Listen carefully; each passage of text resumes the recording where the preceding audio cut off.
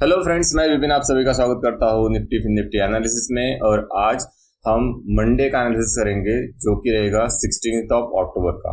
Right, तो आइए देखते हैं कि मंडे निफ्टी कैसे मोमेंटम कर सकती है।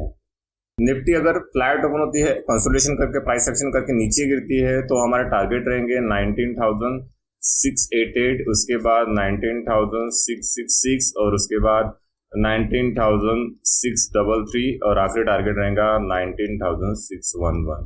अगर मंडे निफ्टी फ्लैट ओपन होता है, कंसोलिडेशन करके अपसाइड ब्रेक करता है तो हमारे टारगेट रहेंगे 19,777, उसके बाद 19,799, उसके बाद 19,833 और आखिरी टारगेट रहेगा 19,855।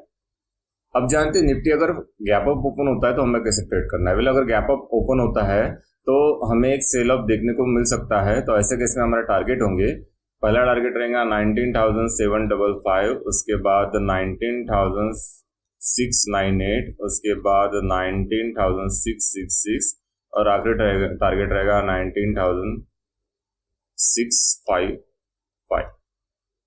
हो सकता है निफ्टी कल गैप अप ओपन हो, गैप अप ओपन होने के बाद पीडीसी के आसपास के आके सपोर्ट ले और उसके बाद प्राइस एक्शन बना के ऊपर चले जाए। ऐसे केस में हमारा टारगेट रहेंगे 19,787, उसके बाद 19,818, उसके बाद 19,855। अगर निफ्टी गैप अप ओपन होता है, ऊपर के ऊपर कंसोलिडेशन करके प्राइस एक्शन बना के ऊपर निकलता है, ऐसे केस में हमारा टारगेट होंगे 19,818, उसके बाद 19,855, उसके बाद 19,888 और आखिरी टारगेट रहेगा 19,899।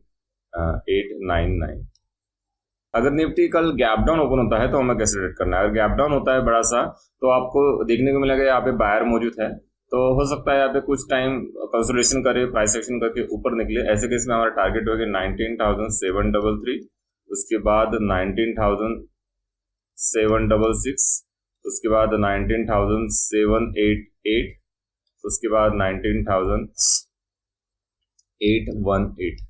हो सकते हैं निफ्टी गैप डाउन ओपन हो, गैप डाउन ओपन होने के बाद ऊपर चला जाए और उसके बाद पीडीसी को मतलब 19,733 के आसपास आपके निगेटिव कैंडल बने और उसके बाद निगेटिव कैंडल में आके मार्केट नीचे गिरे। ऐसे कैसे हमारा टारगेट रहेंगे 19,711, उसके बाद 19,696, उसके बाद 19,666 और आखिरी टारगेट रहेगा 19,633। हो सकता है कल निफ्टी गैप डाउन ओपन हो और वहीं पे कंसोलिडेशन करके फिर प्राइस एक्शन मारा के नीचे गिरे। ऐसे केस में हमारा टारगेट रहेंगे 19,611, उसके बाद 19,589 और उसके बाद रहेगा 19,555। सो ये था हमारा निफ्टी एनालिसिस। अब जानते हैं कि फिन निफ्टी मंडे को कैसे मोमेंटम कर सकती है। तो चलिए चलते हुए चार्ट पे और देखते हैं मंडे का एनालिसिस। जैसे आप देख पा रहे हो कि शानदार अपवर्ड मूवमेंट आया था, लेकिन उसके बाद ही लगातार फॉल आया और आप देख रहे हो कि एक सेलिंग प्रेशर बना यहाँ पे। राइट, सो अभी यहाँ पे ट्रेड हमें कैसे करना है। अगर फिर निफ्टी फ्लैट ओपन होता है, कंसोलिडेशन करके प्राइस एक्शन करके नीचे गिरता है, तो ऐसे केस में हमारा टारगेट रहेगा 19,766, उसके बाद 19,711, उसके बाद 19,696 और आखिर टारगेट रहेगा 19,688। फिर निफ्टी फ्लैट ओपन हो, उसके बाद कंसोलिडेशन करके प्राइस एक्शन बना के ऊपर निकले। ऐसे केस में हमारा टारगेट रहेंगे 19,833, उसके बाद 19,855, उसके बाद 19,888 और आखिरी टारगेट रहेगा 19,919। आइए अब जानते हैं कि निफ्टी अगर गैप अप ओपन होता है तो हमें कैसे ट्रेड करना है। वेल, गैप अप ओपन होता है, देखिए यहाँ पे अब काफी अच्छा सेल ऑफ देखने को मिला है। तो हो सकता है यहाँ पे हमें देखना है कि छोटा अगर गैप अप ओपन होता है तो हमें डायरेक्टली ट्रेड नहीं लेना है, हमें वेट करना है। अगर पीडीसी के आसपास मतलब 19,799 के आसपास आके कंसोलिडेशन करे, प्राइस एक्शन बना के ऊपर निकले, ऐसे केस में हमारा टारगेट रहेंगे 19,833, उसके बाद 19,855, उसके बाद 19,888 और आखिरी टारगेट रहेगा 19,919।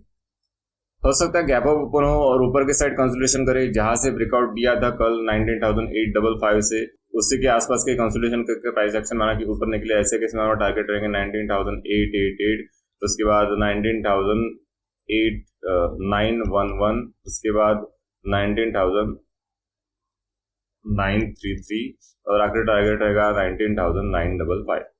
हो सकता है कल फिर निफ्टी थोड़ा सा गैप अप ओपन हो, गैप अप ओपन होने के बाद पीडीसी के आसपास अगर आए कंसोलिडेशन करके प्राइस एक्शन करके नीचे गिरे तो ऐसे केस में हमारा टारगेट और बढ़ जाएंगे 19,768, उसके बाद 19,717, उसके बाद 19,696 और आखिरी टारगेट रहेगा 19,666।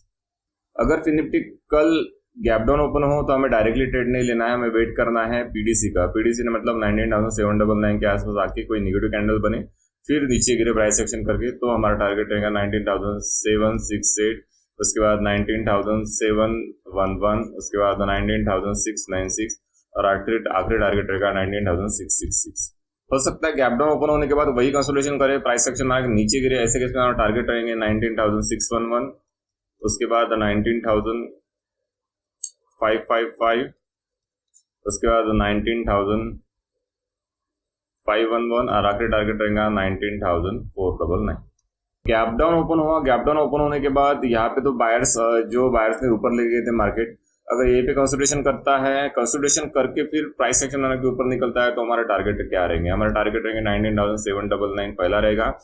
उसके बाद हमें यहाँ पे देखना है 19,799 के आसपास कहीं कंसोलिडेशन बना के फिर प्राइस एक्शन करके ऊपर पिक हो तो हमारा दूसरा टारगेट रहेगा 19,855, उसके बाद 19,899 और आखिरी टारगेट रहेगा 19,919।